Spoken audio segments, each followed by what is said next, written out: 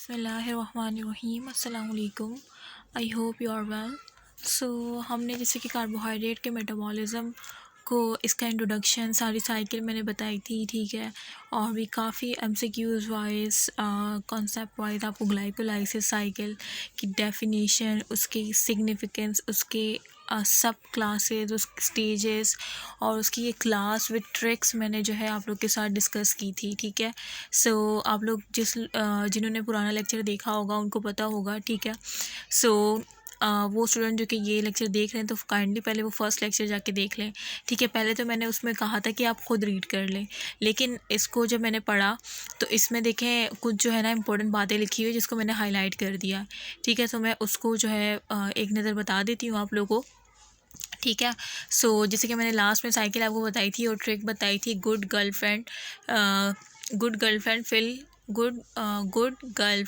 Fill glass daily by 2 pg by 3 pg 2 pg play ping pong ludo, ये मैंने trick बताई थी। और यहाँ पे जो है ये लिखा हुआ है मैंने बताया था कि पायरुवेट से पहले तो आप इसमें देखें कि इस साइकिल में ऑलमोस्ट सब रिवर्सिबल रिएक्शन है, सिवाय किसके जो फर्स्ट रिएक्शन है, ये देखें ये इरिवर्सिबल है। और देखें ये फर्स्ट है, फर्स्ट रिएक्शन इरिवर्सिबल है, सेकंड रिवर्सिबल है और थर्ड, तो इसका मतलब फर्स्ट वाला इरिवर्सिबल है और थर्ड देखें इरिवर्सिबल है। तो फर्स्ट और थर्ड आपके क्या है, इरिवर्सिबल है। उसके बाद देखें फोर्थ, फिफ्थ, 6, 7, 8, 9 ये सारे रिवर्सिबल है, लेकिन 10 वाला रिएक्शन देखें, 10th वाला जिस पे पायरुवेट काइनेज की नीड हो रही है वो इरिवर्सिबल है। मतलब आपके कितने रिएक्शन इस ग्लाइकोलाइसिस में इरिवर्सिबल है वो आपको पता होना चाहिए, ठीक है। और कौन सा रिएक्शन इरिवर्सिबल है तो आपने जो है मार्किंग कर लेनी है कि जैसे कि ये फर्स्ट वाला रिएक्शन है तो ये इरिवर्सिबल है, ठीक है। और थर्ड वाला, ठीक है। और आपका 10th वाला रिएक्शन, बाकी सब रिवर्सिबल है सिवाय फर्स्ट, थर्ड एंड 10th, ये आपके इरिवर्सिबल रिएक्शन है। तो आपके जो है तीन जो है रिएक्शन वो क्या है, इरिवर्सिबल है, ये आपको पता होना चाहिए, ठीक है। और बाकी सारे रिवर्सिबल है। और आप कहेंगे कि मैम यहाँ पे भी तो इरिवर्सिबल नहीं, ये गलत लिखा हुआ है। देखें ये मैंने बनाया है ना इस तरह से, एरो इस तरफ भी बनाया है, मतलब ये एक रिवर्सिबल रिएक्शन है। और दूसरा ये कि देखें हर बुक में मिस्टेक्स होती हैं, तो मैं साथ में आपको वो मिस्टेक्स भी बता रही हूँ। तो यहाँ पर आप इरिवर्सिबल कर लीजिएगा। ये पायरुवेट से लैक्टेट जो है ये एक रिवर्सिबल रिएक्शन है, इरिवर्सिबल नहीं है, ठीक है। जैसे कि मैंने खुद आपको इससे पहले जब इंट्रोडक्शन में बताया था तो मैंने आपको उसमें कॉरी साइकिल का बताया था, याद है। कॉरी साइकिल का मतलब मैंने पूरा तो नहीं बताया, लेकिन वो जो सिग्निफिकेंस आ रही थी तो मैंने साथ साथ आपको वर्बली बता दिया था। तो उसमें मैंने आपको यही बताया था ना कि लैक्टेट जो है मसल से मतलब एक्युमुलेट होने के बाद कोरी साइकिल का क्या काम है कि जो आपकी मसल में लैक्टेट एक्युमुलेट हुई है उसको दोबारा से ग्लूकोज की फॉर्म में कन्वर्ट कर देना। तो जो लैक्टेट लिवर में आती है और लिवर से दोबारा से जो है वो पायरुवेट में किस तरह से कन्वर्ट होगी, एक सेंस होता है ना, तो रिवर्सिबल होगा तभी तो कन्वर्ट होगी, ठीक है। तो ये एक रिवर्सिबल होता है, ठीक है। अच्छा मैं साथ में आपको इतने अच्छी तरीके से बताती हूँ ताकि आप लोग को रट्टा लगाने की बिल्कुल भी ज़रूरत नहीं है। अगर ऐसा है तो प्लीज़ लाइक कर दीजिएगा, ठीक है। और ये देखें ये एक एंजाइम है पायरुवेट डिहाइड्रोजिनेज, यहाँ पे लिखा हुआ है, तो ये गलत लिखा हुआ है। जब मैं आपको साइकिल बता रही थी तब मुझे लग रहा था कि यार ये तो पायरुवेट लैक्टेट डिहाइड्रोजिनेज था, लेकिन फिर मैंने सोचा कि चलो इसको बाद में देखते हैं, ठीक है। तो मैंने देखा तो वो लैक्टेट डिहाइड्रोजिनेज है, ठीक है। पायरुवेट से जब ये लैक्टेट में कन्वर्ट होता है और NADH मतलब पायरुवेट को रिड्यूस किया जाता है bye the help of NADH2 जो कि प्रोड्यूस हुआ था आपके कौन से स्टेप में, 5th स्टेप में, ठीक है। वो यहाँ पे यूज़ हो जाता है, ठीक है। सो वो पायरुवेट रिड्यूस होकर लैक्टेट में जब जाता है तो लैक्टेट डिहाइड्रोजिनेज एंजाइम लगेगा। तो यहाँ पे आप लिख लें, ठीक है, लैक्टेट, पायरुवेट को काट लें, ठीक है। सो ये एक बात बतानी थी। अच्छा अब मैं आपको ये जो स्टेप है जो मैंने आपसे कहा था कि यार मैंने साइकिल सारी समझा दी है, ट्रिक भी बता दी, एंजाइम्स के नेम भी बता दिए, रिवर्सिबल कौन सा है, रिवर्सिबल कौन सा है, everything I have discussed with you. But अब जब मैंने पढ़ा कि यार इसमें कुछ इंपॉर्टेंट पॉइंट्स भी है, सो लेट्स स्टार्ट। अच्छा मैंने क्या बताया था कि rate limit staying of glycolysis मैंने आपको बता दी है। अच्छा मैं यहाँ पे conversion of glucose to glucose six phosphate, अब ग्लूकोज से पहले आपने क्या पढ़ा था, गुड गर्ल मतलब ग्लूकोज से ग्लूकोज 6-फॉस्फेट, यही देखा था ना आपने, ग्लूकोज से ग्लूकोज 6-फॉस्फेट, ये ट्रिक जो मैंने लिखी थी। अच्छा ग्लूकोज से ग्लूकोज 6 ग्लूकोकाइनेज भी हो सकता है, हेक्सोकाइनेज भी हो सकता है, ठीक है। जब भी काइनेज का लफ्ज़ आता है ना आखिर में आप समझ जाइएगा कि एटीपी यूज़ हो रहा है, ठीक है। एटीपी से मतलब एटीपी का यूज़ होगा, एटीपी से एडीपी बन रहा है, मतलब यहाँ पे एक एटीपी यूज़ हो रहा है, यही बताया था मैंने या नहीं। तो this reaction control the rate of breakdown of glucose. जाहिर सी बात है ग्लूकोज से फॉस्फेट बना है तो ब्रेकडाउन होगी ना ग्लूकोज की। This reaction catalysed by hexokinase और ग्लूकोकाइनेज, ठीक है। हेक्सोकाइनेज भी हो सकता है, ग्लूकोकाइनेज भी हो सकता है। अब ये हेक्सोकाइनेज और ग्लूकोकाइनेज क्या है, तो अगर मैं आपको ये डिफरेंस बताऊँ पीछे, ठीक है। देखो है ग्लूकोकाइनेज सिर्फ बस सिर्फ लिवर में होता है। अगर ग्लाइकोलाइसिस लिवर में चल रही है तो वहाँ पे ग्लूकोकाइनेज होगा, ठीक है। अगर हेक्सोकाइनेज लिवर में भी होता है और बॉडी टिश्यू में भी होता है, मतलब हेक्सोकाइनेज लिवर में भी पाया जाता है, वहाँ पे ये हेक्सोकाइनेज वहाँ भी काम कर सकता है और बॉडी टिश्यू में, लेकिन ग्लूकोकाइनेज सिर्फ बस सिर्फ लिवर में होता है। तो ये ऐसे एमसीक्यूज आ सकता है, ठीक है। अच्छा, इसकी जो ग्लूकोकाइनेज है ना, इसकी एक्टिविटी डिपेंड्स किस पे करती है, इसकी एक्टिविटी डिपेंड करती है न्यूट्रिशनल स्टेट ऑफ ग्लूकोज। मतलब अगर आपकी बॉडी में ग्लूकोज ज़्यादा होगा तो ग्लूकोकाइनेज काम करेगा, अगर ग्लूकोज कम होगा तो ये ग्लूकोकाइनेज मैं काम क्यों करूँ, because active only when sufficient quantity of glucose. जब सफिशिएंट क्वांटिटी ऑफ ग्लूकोज होगी तभी ग्लूकोकाइनेज का दिल चाहेगा कि वो काम करे, ठीक है। तो मतलब आपने याद रखना है। और इसमें क्या है कि ये इसकी जो है activity does not depends upon the nutritional state of glucose. इसकी ऐसा कोई नहीं है कि ये कहेगा कि भाई ने जब सफिशिएंट ग्लूकोज हो तभी मैं काम करूँगा। तो हेक्सोकाइनेज की ऐसी कोई डिमांड नहीं है, लेकिन ग्लूकोकाइनेज की क्या डिमांड है कि भाई अगर सफिशिएंट ग्लूकोज तुम्हारे पास होगा तभी मैं तुम्हारे लिए उठ के काम कर सकता हूँ, ठीक है। तो ये ग्लूकोकाइनेज कहता है। और इसकी हाई KM वैल्यू होती है, इसकी लो KM वैल्यू होती है, ठीक है। और ये जो है ग्लूकोकाइनेज ही क्या है, allosteric and it is not an allosteric enzyme, मतलब ये एलोस्टेरिक एंजाइम नहीं है, जबकि ये क्या है, एक एलोस्टेरिक एंजाइम है। एलोस्टेरिक एंजाइम क्या होता है कि एंजाइम डिपेंड करता है, एंजाइम की एक्टिविटी डिपेंड करती है कोफैक्टर के लगने में, मतलब कोफैक्टर लगेगा तो उसको एक्टिवेट करेगा तभी वो काम कर पाएगा, ठीक है। तो ये हेक्सोकाइनेज की नेचर इस तरह से है, जबकि ग्लूकोकाइनेज की ऐसी नेचर नहीं है, ठीक है। It is not an allosteric enzyme. तो मैंने ग्लूकोकाइनेज से भी साथ में ही डिफरेंस समझा दिया आप लोगों में, एक सांस में बोल रही हूँ ताकि वीडियो जल्दी से जल्दी शॉर्ट हो और शॉर्ट में ही आप लोगों को तमाम इन्फॉर्मेशन मैं दे सकूँ, तमाम कॉन्सेप्ट आपके बना सकूँ। तो इस तरह से मैं फास्ट बोल रही हूँ, ठीक है। तो ये काफ़ी मुश्किल होता है और फिर भी आप लोग जो है ना लाइक करते हैं, ना कहते हैं कि वीडियो अच्छी लगी आप लोग को या नहीं, और फिर मुझे कहते हैं कि मैम आप वीडियो नहीं बना रही। यार मैं तो देखूंगी ना कि आप लोग को पसंद आ रही है या नहीं, आप लोग के व्यूज़ आ रहे हैं या नहीं, आप लोग के कमेंट आ रहे हैं या नहीं, उसकी बेस पे ही मैं डिसाइड करती हूँ, ठीक है। ठीक है, ये तो हो गया कि ये जो है ग्लूकोज 6 फॉस्फेट हेक्सोकाइनेज ग्लूकोकाइनेज कब क्या होता है डिफरेंस बता दिया, ठीक है। सो ये इस तरह से यूटिलाइजेशन होती है। ATP is utilise to supply phosphate, वही बता दें कि ATP जो है फॉस्फेट प्रोवाइड करेगा ग्लूकोज को, तभी तो ग्लूकोज 6 फॉस्फेट होगा, ठीक है। ATP यूज़ हो रहा था ना, और ये एक इरिवर्सिबल रिएक्शन है, अभी मैंने बताया, ठीक है, सब कुछ बता चुकी हूँ। अच्छा ये देखिए, this reaction can be reverse by the another enzyme. ये रिएक्शन जो है अब क्या होता है, ये जो इरिवर्सिबल रिएक्शन है, अब खुद सोचिए ये इरिवर्सिबल रिएक्शन है, मतलब इसके लिए अगर हमें कोई ऐसी कंडीशन आ जाए जिसके लिए हमें इसको रिवर्स करना पड़े तो उसके लिए भी हमें एंजाइम की नीड होगी, और वो भी दूसरे एंजाइम की। रिवर्सिबल रिएक्शन मतलब ये होता है कि सेम एंजाइम दोबारा से आपके लिए वर्क कर सकता है रिवर्स स्टेट में, और इरिवर्सिबल मतलब कि वो एंजाइम आपने दूसरा लगाना होगा रिवर्स करने के लिए साइकिल को, ठीक है।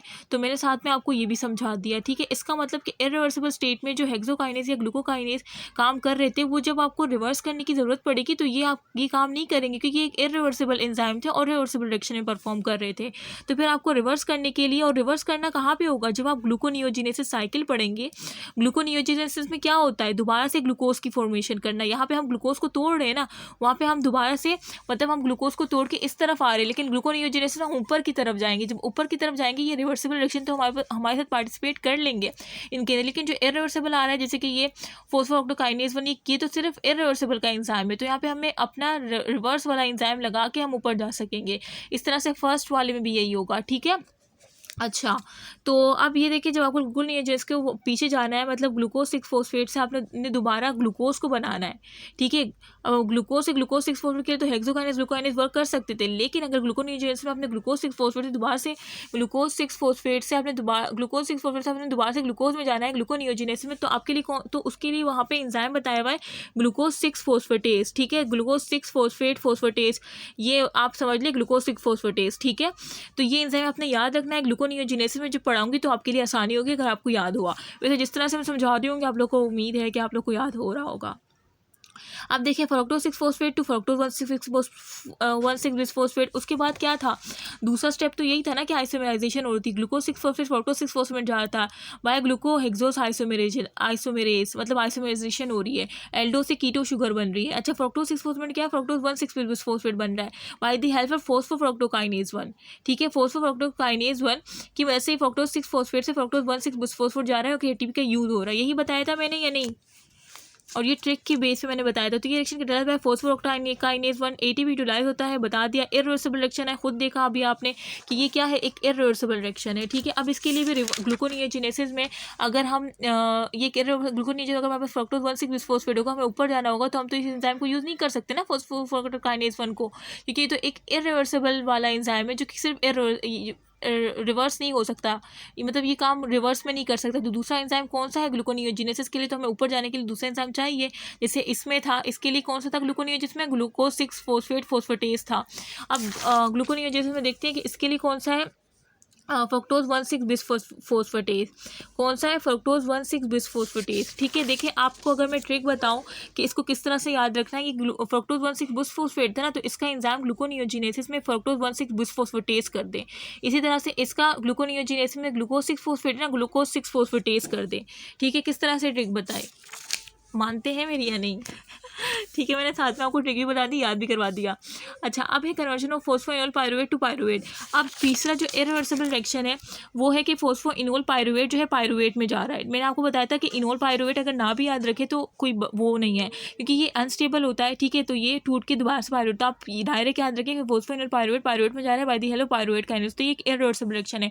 तो ग्लूकोनियोजेनेसिस को पायरुवेट में आने के लिए पायरुवेट से फोस्फोइनोल पायरुवेट में आने के लिए एक एंजाइम चाहिए होगा ना, क्योंकि पायरुवेट काइनेज तो सिर्फ फोस्फोइनोल को पायरुवेट में कन्वर्ट करवा रहा था। तो अब क्या होगा, ग्लूकोनियोजेनेसिस कौन सा एंजाइम होगा, देखते हैं। ठीक है, अब ये कह रहे हैं कि ये पायरुवेट काइनेज से होता है, जाहिर है बता दिया मैंने, और ये एक 2 रिएक्शन प्रोसेस होता है, जैसे मैंने बताया कि पहले ये इनोल पायरुवेट में बनता है, लेकिन ये बहुत अनस्टेबल कंपाउंड होता है और इमीडिएटली कन्वर्ट होता है पायरुवेट में। ठीक है, तो इस तरह से इसको या ना भी याद रखे तो कोई बड़ी बात नहीं है। अच्छा, 1 phosphate is release which is taken up by the ADP. एक फॉस्फेट रिलीज होता है, किस तरह से, जब वो taken up by the ADP and become ATP, जाहिर सी बात है वो एटीपी का यूज होता है ना, यहाँ पे आप देखा था आपने कि यहाँ पे एटीपी प्रोड्यूस हो रही थी, एडीपी से एटीपी बन रहा था, ये फोस्फोइनोल पायरुवेट से एक फॉस्फेट निकल के एडीपी के पास जाता है और एटीपी की फॉर्मेशन होती है, यही पढ़ा था आपने। ठीक है, K1 फॉस्फेट रिलीज हो जाता है जो कि एडीपी ले लेता है और एटीपी बन जाता है। ठीक है, और ये एक इरिवर्सिबल रिएक्शन है।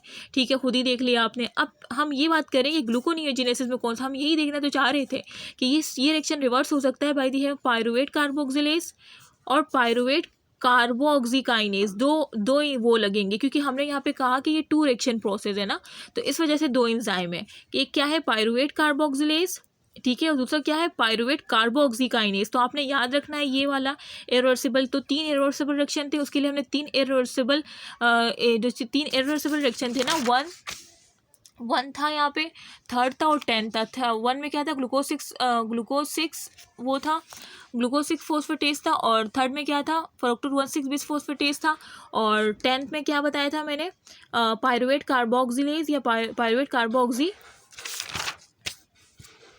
काइनेज। ठीक है, काइनेज वाली एक्टिविटी हो रही थी ना। ठीक है, इस तरह से आप याद रख ले, बाकी 2 की तो मैंने उसके प्रोडक्ट से ही आप याद रख सकते हैं, ये थोड़ा कंफ्यूजिंग है तो इसको याद रख लीजिएगा। ठीक है, अब हम करते हैं some points about other steps. अब कुछ पॉइंट्स हैं जो कि अदर स्टेप्स के बारे में, ये तो हमने इरिवर्सिबल स्टेप के बारे में डिटेल में बात की। अब कुछ पॉइंट जो अदर स्टेप्स के बारे में, open fructose 1,6 bisphosphate to ATP are utilise.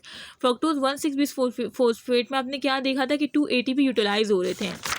देखिए, ये साइकिल अगर आपने वो पहली वीडियो देख ली होगी और ट्रिक की मदद से आपने याद कर लिया होगा, तो जो भी मैं कह रही हूँ बार बार आपको जो मैं साइकिल दिखा रही हूँ इस तरह की नीड नहीं पड़ेगी। ठीक है, आप समझ रहे हैं ना कि मैं क्या कह रही हूँ। ये फ्रक्टोज 1,6 बिसफॉस्फेट एल्डोलेज की मदद से DHP डाईहाइड्रो एसीटोन फॉस्फेट और 3 फॉस्फोग्लिसराल्डिहाइड में हुआ था या नहीं। ठीक है, तो वो यही सब बताना चाह रहे थे। फिर ये इसमें आया फोस्फोट्रायोज आइसोमेरेज की मदद से, क्योंकि ये दोनों आइसोमर्स एक दूसरे के। ठीक है, फिर ये डिहाइड्रोजनेसिस, सारा ये वाला जो बाकी रिवर्सिबल रिएक्शन है ना वो बता रहे। तो मैं बार बार अब ये ऐसे नहीं करूँगी, मैं जस्ट पढ़ाऊँगी आपको। Fructose 1,6 bisphosphate 2 ATP utilise, 2 ATP utilise हुए थे वहाँ पे। ठीक है, और क्या हुआ था कि phosphate hexose split into 2 triose. ये क्या हुआ था, ये स्प्लिट हुआ था 2 ट्रायोस में, एक 3-फॉस्फोग्लाइसिल्डिहाइड अभी दिखाया और एक DHAP dihydroxyacetone phosphate. Each of them product of 1 pyruvate, मतलब ईच ऑफ देम इसका ये दोनों जो है प्रोड्यूस करेंगे एक पायरुवेट, ठीक है। और क्या होगा, 1 मॉलिक्यूल ऑफ ग्लूकोज प्रोड्यूस, इसका मतलब कि 1 मॉलिक्यूल ऑफ ग्लूकोज कितने प्रोड्यूस कर सकते हैं, 2 पायरुवेट, क्योंकि ये जब फ्रक्टोज 1,6-बिस्फोर जब टूट गया 2 में, DHAP और ग्लाइसिल्डिहाइड 3-फॉस्फेट में ना, 3-फॉस्फोग्लिसरॉल्डिहाइड में, तो ये अब ये भी एक पायरुवेट देगा, वो भी एक पायरुवेट, इसका मतलब कि एक ग्लूकोज मॉलिक्यूल 2 पायरुवेट दे सकता है। ये तो आता है MCQs, और ये बिल्कुल बच्चों वाला है क्योंकि ये सब कुछ आपको पता है। Fructose one six bisphosphate is cleave three phosphoglyceraldehyde. अब ये फ्रक्टोज 1,6-बिसफॉस्फेट जो है ये किस तरह से, ये जो फ्रक्टोज 1,6-बिसफॉस्फेट है क्लीव हो जाते हैं 3-फॉस्फोग्लिसरॉल्ड और डाई, ये सब वही बता रहे हैं bye the help of aldolase, यही देखा ना एल्डोलेज की मदद से। और फिर क्या होता है, ये DHAP कन्वर्ट हो जाता है 3-फॉस्फोग्लिसरॉल्डिहाइड में by the help of phosphotriose isomerase. यहाँ पे नहीं लिखा, आप लिख लें, ठीक है, वैसे वहाँ पे लिखा हुआ है। अच्छा, अब हम देखते हैं कन्वर्जन ऑफ 3-फॉस्फोग्लिसरॉल्डिहाइड टू 1,3-बिसफॉस्फोग्लिसरिक एसिड, ठीक है। अब क्या होता है कि ये रिएक्शन कैटेलाइज होता है, डीहाइड्रोजनेज एक्टिविटी होती है ना, डीहाइड्रोजनेज मतलब यहाँ पे NAD से NADH2 बनता है, ये सब आप देख चुके हैं, ठीक है। डीहाइड्रोजनेज के लिए आप कह लें कि फॉस्फोग्लिसरॉल्डिहाइड डीहाइड्रोजनेज, इस तरह से भी कह सकते हैं, ये वाला स्टेप कह रहे हैं। देखिए यहाँ पे NAD से NADH2 बना था, डीहाइड्रोजनेज एक्टिविटी मतलब यहाँ से हाइड्रोजन लेके NAD को देखा, NADH2 बन जाएगा, ठीक है। लेकिन यहाँ पे आप लोग एक बात याद रखें कि जो यहाँ से जो यहाँ पे जो वो आ रहा है ना फॉस्फेट, यहाँ पे लिखा हुआ भी है, the phosphate is supply bye H3PO4, ठीक है, phosphoric acid instead of ATP, ठीक है। यहाँ पे जो फॉस्फोरिक एसिड है वो मतलब जो यहाँ पे जो सप्लाइड होगा वो ATP से सप्लाइड होता है ना फॉस्फेट, लेकिन यहाँ पे H3PO से सप्लाइड होता है इस रिएक्शन में, तो ये याद रख लें, ठीक है। अच्छा, और ये NAD से NADH2 बन गया 3 ATP क्यों, क्योंकि NADH2 जो है देखें ये जो है ओल्ड क्लासिफिकेशन के मुताबिक है कि ओल्ड वाले कहते थे कि NADH से 3 ATP बनते हैं, लेकिन अभी जो न्यू आई है वो कहते हैं कि NADH से 2.5 ATP बनते हैं, ठीक है। तो दोनों से आप कैलकुलेट करेंगे तो एक ही 2.5 3 होता है, ठीक है। सो 3 ATP, ये कुछ बच्चे परेशान हो जाए इस वजह से बताया मैंने। This is the only oxidative step of glycol, ये एक ओनली स्टेप है ऑक्सीडेटिव स्टेप ऑफ ग्लाइकोल, ये बहुत इंपॉर्टेंट है, MCQs आ सकता है कि only oxidative step in glycolysis. तो आपको पता होना चाहिए कि जब 3-फॉस्फोग्लिसरॉल्डिहाइड जब 1,3-बिसफॉस्फोग्लिसरिक एसिड में जाता है तो वहाँ से जो NAD से NADH2 बनता है ना, तो ये NADH2 फिर क्या जाएगा, ये जाएगा अपने ऑक्सीडेटिव स्टेप में, जो ग्लाइकोलाइसिस का ऑक्सीडेटिव स्टेप होगा, मतलब ये ऑक्सीडेटिव स्टेप है ग्लाइकोलाइसिस का, मतलब ये जाएगा वहाँ पे अपना, मतलब ये यहाँ से जैसे कि सबस्ट्रेट लेवल फॉस्फोराइलेशन होती है, लेकिन ये क्या है, एक ऑक्सीडेटिव स्टेप आ गया, NADH2 बन गया, तो ये आपने याद रखना है। अच्छा, कन्वर्जन ऑफ 1,3-बिसफॉस्फोग्लिसरिक एसिड टू 3-फॉस्फोग्लिसरिक, अब 1,3-3-फॉस्फो में जा रहा है, और ये कौन सी एक्टिविटी होती है, फॉस्फोग्लाइसरेट काइनेज। काइनेज क्यों आया, क्योंकि एक फॉस्फेट कम हो रहा है, खुद देखिए एक फॉस्फेट कम हो रहा है, इसका मतलब AT की प्रोडक्शन होगी, ठीक है। सो इस तरह से। और पायरुवेट टू लैक्टेट क्या होगा, कौन सा एंजाइम होगा, लैक्टेट डिहाइड्रोजनेज, देखिए यहाँ पे सही लिखा हुआ है, ठीक है। और दिस रिएक्शन अगर एनारोबिक, और ये कब होता है, लैक्टेट होता है एनारोबिक ग्लाइकोलाइसिस में, ठीक है। और ये एक रिवर्सिबल रिएक्शन है, देखें ये इसको हाईलाइट कर लीजिएगा, मैं भी हाईलाइट कर लूँगी, ठीक है। और ये क्या होता है, ये रिएक्शन होता है NADH2 जो प्रोड्यूस हुआ था ना 1,3-बिसफॉस्फो जब 3-फॉस्फोग्लिसरॉल्डिहाइड 1,3-बिसफॉस्फोग्लिसरिक एसिड में जा रहा था, तो NADH2 अभी आपने देखा, तो वो NADH2 जो है ना इसमें यूज़ हो जाता है, लैक्टेट डिहाइड्रोजनेज उसको यूज़ कर लेता है किसको, पायरुवेट को रिड्यूस करने में, ठीक है। तो पायरुवेट रिड्यूस हो जाता है लैक्टेट में, तो ये सब लिखी हुई है कहानी, ठीक है। और ये होता है एनारोबिक कंडीशन में, ठीक है। तो लैक्टेट, अब इसका मतलब कि जो अगर एनारोबिक कंडीशन में जो NADH2 प्रोड्यूस हुआ था वो दोबारा से यूज़ हो गया, ठीक है। तो ये बात याद रखने की, आगे मैं वो ATP का बताऊंगी तो आपको पता होना चाहिए। Lactate is converted back to pyruvate, ठीक है। लैक्टेट दोबारा से कन्वर्ट हो जाएगा किस में, पायरुवेट में। कब होगा दोबारा से कन्वर्ट, वो कॉरी साइकिल मैंने आपको बताई थी ना, NAD take back and H2 become NADH2 and then give 3 ATP through oxidative phosphorylation, तो आपको पता है, ठीक है, बस हो गया काम। इंशाल्लाह। अब ये नेक्स्ट जो है एटीपी का मैं नेक्स्ट में करवाऊंगी कि सबस्ट्रेट लेवल फॉस्फोराइलेशन क्या होती है। When an ATP is produce at the level of substrate, जब एटीपी प्रोड्यूस होता है ना किसके लेवल पे, सबस्ट्रेट के लेवल पे, तो उसको सबस्ट्रेट लेवल फॉस्फोराइलेशन कहते हैं। किस तरह से, by the phosphorylation of ATP, मतलब अगर एटीपी की फॉस्फोराइलेशन कर दी जाए, ठीक है, इनऑर्गेनिक फॉस्फेट, ठीक है, without going into the respiration chain, मतलब रिस्पायरेटरी चेन में जाने के बगैर ही आप फॉस्फोराइलेशन कर दें एटीपी और इनऑर्गेनिक फॉस्फेट की, तो फिर उसको सबस्ट्रेट लेवल फॉस्फोराइलेशन कहते हैं। और ये आपसे पूछ सकते हैं कि ग्लाइकोलाइसिस में सबस्ट्रेट लेवल फॉस्फोराइलेशन कहाँ कहाँ होती है, तो कहाँ कहाँ होती है बताएं जरा आप मुझे। यहाँ पे तो NADH2 की प्रोडक्शन होती है जो कि 3 ATP या 2.5 ATP देता है। अब देखें उसके बाद 1,3-बिसफॉस्फोग्लाइसरिक एसिड, 3-फॉस्फोग्लाइसरिक एसिड में जो गया था तो एक फॉस्फेट कम हो रहा है तो ATP की प्रोडक्शन हो रही, एक ATP तो यहाँ बन गया, ठीक है। एक ATP नहीं कह सकते, इसको हम 2 ATP कहेंगे। क्यों? क्योंकि ये 2 दफ़ा चल रही है, ये वाला भी इसमें कन्वर्ट हो गया, मतलब ये 2 है, ये 2 है तो सब कुछ 2 ही होंगे ना। उसके बाद ये म्यूटेस हुआ और उसके बाद ये एनोलेज हुआ, फिर पायरुवेट काइनेज ने भी तो किया ATP का, तो यहाँ पे भी एक, मतलब यहाँ पे 4 ATP की प्रोडक्शन हो रही है, ठीक है, ठीक है। तो सबस्ट्रेट लेवल फॉस्फोरिलेशन एक यहाँ हो रही है, 1,3-बिसफॉस्फोग्लाइसरेट जब 3-फॉस्फोग्लाइसरिक एसिड में जा रहा है और फॉस्फोनिल पार्ट जब पायरुवेट में जा रहा है तब, तो 2 जगह सबस्ट्रेट लेवल फॉस्फोराइलेशन हो रही है, आपको पता होना चाहिए ये बात, ठीक है, मैं बार बार कह रही हूँ। अच्छा, ATP की कैलकुलेशन पढ़ते हैं, उसके बाद फिर हम एंड करते हैं, ठीक है इसको। एनाएरोबिक ग्लाइकोलाइसिस, अब एरोबिक ग्लाइकोलाइसिस है, एक एनाएरोबिक ग्लाइकोलाइसिस है। तो एरोबिक ग्लाइकोलाइसिस में सबसे पहले हम देखते हैं कि ग्लूकोज, अगर हमारे पास ग्लूकोज है, हम ग्लूकोज की ब्रेकडाउन करते हैं तो हमें कितने ATP मिलते हैं। तो देखिए टोटल ATP अगर MCQs में पूछा जाए ना ग्लाइकोलाइसिस में ग्लूकोज से, तो वो 10 होते हैं, 10, ठीक है, 10। किस तरह से टोटल पूछ रहे हैं ना, टोटल, अब खुद सोचें किस तरह से। 3 NADH2 यहाँ पे प्रोड्यूस हुए थे, ठीक है। अब ये सॉरी एक NADH2 प्रोड्यूस हुआ था, एक नहीं कह सकते क्योंकि ये डबल चल रही है ना, तो 2, तो एक NADH 3 दे रहा था, तो 2 कितने देंगे, 3 2 6, ठीक है, और 2 ATP यहाँ पे, 2 ATP यहाँ पे, तो 4 ATP, 6 और 4 कितने हुए, 10। तो टोटल ATP जो प्रोड्यूस होते हैं ग्लाइकोलाइसिस में, एरोबिक की बात हो रही है, मैं पायरुवेट तक की बात बता रही हूँ, एरोबिक की, तो कितने होते हैं टोटल ATP, 10, ठीक है। और किस तरह से अगर हम एनाएरोबिक की बात करें, एनाएरोबिक में क्या होगा कि ये NADH2 को हम कंसिडर नहीं कर सकते क्योंकि ये तो लैक्टेट डिहाइड्रोजनेज इसको यूज़ कर लेता है ना, तो इसको तो हम नहीं कंसिडर कर सकते, फिर हम सिर्फ 4 ATP कहेंगे क्योंकि ये जो 6 ATP दे रहा था वो तो यूज़ हो गए ना पायरुवेट को रिड्यूस होने में, NADH2 दोनों रिड्यूस हो गए और पायरुवेट दोनों यूज़ हो गए पायरुवेट को रिड्यूस करने में, तो सिर्फ 4 ATP। एनाएरोबिक में टोटल ATP कितने होते हैं, 4, ठीक है। ये देखें एनाएरोबिक ग्लाइकोलाइसिस में टोटल जो ग्लूकोज से होते हैं टोटल वो 4 होते हैं, मैंने साथ में आपको वो भी बता दिया, ठीक है। अच्छा, अब ग्लूकोज से टोटल ATP आपने देख लिए 10 एरोबिक में, और टोटल ATP जो यूज़ होते हैं वो 2 यूज़ होते हैं। किस तरह से, 2 यूज़ हो रहे थे ना, एक ग्लूकोज से ग्लूकोज 6 फॉस्फेट, एक फ्रक्टोज 6 फॉस्फेट फ्रक्टोज 1, तो 2 ATP यूज़ हो रहे थे। तो 10 में से 2 माइनस करें तो कितना आएगा, एरोबिक में 10 हो रहे थे ना पायरुवेट तक प्रोड्यूस हो रहे थे और 2 यूज़ हो रहे थे, तो अब आप नेट बताएं, मतलब कितने आपने यूज़ किए थे उसको टोटल में से माइनस करें, तो नेट जो है हमारे पास कितना आया, 8 आया ना। तो इसका मतलब एरोबिक ग्लाइकोलाइसिस में पास जो नेट है वो 8 आया, 2 तो प्रोड्यूस हुए थे, 2 यूज़ हुए थे, तो नेट ये आया।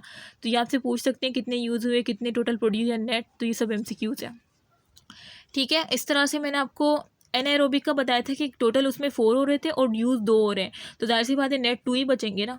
अब ग्लाइकोलाइजेन आ जाए एरोबिक की कंडीशन में, तो अगर ग्लाइकोलाइजेन से फ्रॉम ग्लाइकोजन से होता है, मतलब ग्लूकोज से स्टार्ट नहीं होता वो ग्लाइकोलाइसिस की साइकिल, ग्लाइकोजन से होती है, तो फिर कितने ATP टोटल ATP प्रोड्यूस होंगे, टोटल ATP 10 ही प्रोड्यूस होंगे, ठीक है, वो चेंज नहीं होगा, लेकिन टोटल ATP जो यूज़ होंगे वो 1 होगा। क्यों? क्योंकि जो स्टार्ट वाला ग्लूकोज से ग्लूकोज 6 फॉस्फेट बन रहा था ना, वो स्टेप नहीं होगा, जब वो स्टेप नहीं होगा तो एक ATP कम हो जाएगा ना, तो एक ATP जब कम होगा तो 2 से 1 हो जाएगा, ठीक है। तो इस वजह से 10 में से जब 1 निकालेंगे तो इसका नेट 9 आएगा और इसका नेट 8 आएगा। मैं आपको यहाँ से भी बता देती हूँ। देखिए अगर आपके पास ग्लाइकोजन है, ठीक है, तो ग्लाइकोजन ग्लूकोज 1 फॉस्फेट उस साइकिल में से जो है निकलता है, ग्लूकोज 1 फॉस्फेट जो है ये रिवर्सिबल रिएक्शन होता है, ग्लूकोज 6 फॉस्फेट में जाता है, तो ग्लूकोज 6 फॉस्फेट से ग्लाइकोला की साइकिल यूँ चलती है, मतलब ये वाला स्टेप माइनस हो जाता है। जब ये वाला स्टेप माइनस होगा तो एक ATP कम होगा ना, तो मतलब अगर ग्लाइकोजन से आ रही है तो एक ATP यूज़ हो रहा है, और टोटल 10 है तो 10 में से 1 निकालेंगे तो 9 ATP आएंगे, ठीक है। सो आई होप कि आपको समझ आ गया हो। अच्छा, अब एनाएरोबिक का दूसरा है कि ग्लाइकोलाइजेन। मैंने आपको एरोबिक के दोनों बता दिए, एनाएरोबिक का मैंने आपको ग्लूकोज का बता दिया, अब ग्लाइकोजन का बता रही हूँ। अब ग्लाइकोजन में क्या होगा, सेम टोटल एटीपी प्रोड्यूस 4 ही होंगे ग्लाइकोजन में भी, लेकिन जो यूज़ होंगे वो 1 होगा, तो 3 हो जाएगा। जैसे यहाँ पे कितना हो रहा था, 2 बच रहा था क्योंकि यूज़ 2 हो रहे थे, लेकिन ग्लाइकोजन में भी आपने देखा कि 1 यूज़ हो रहा है तो 3 एटीपी नेट बचेंगे। तो ये सब MCQs पॉइंट है और ये आपको पता होना चाहिए। अभी तो आप कह रहे हैं कि आ रहा है हमें और वीडियो को पोस्ट कर देंगे। ये देखिए मैंने मोबाइल हाथ में पकड़ा है और मेरे हाथ की हालत देखें। मेरे पास स्टैंड है, ये नहीं कि